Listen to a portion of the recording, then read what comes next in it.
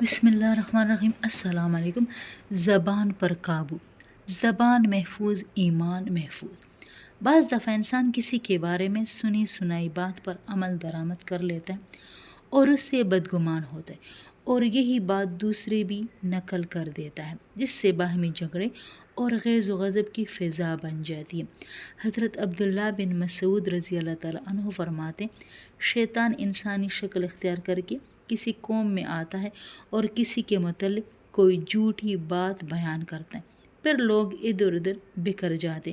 بس ان میں سے کوئی آدمی کہتا ہے، ایک شخص جس کو صورت سے پہچانتا ہوں مگر اس کا نام نہیں جانتا، میں نے اس کو ایسا ویسا کہتے سنا ہے۔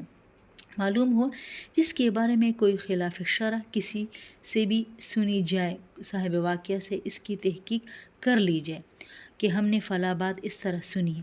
تحقیق کیے بغیر کسی بات پر یقین کر لینا اور اس پر عمل درآمد کر لینا جائز نہیں۔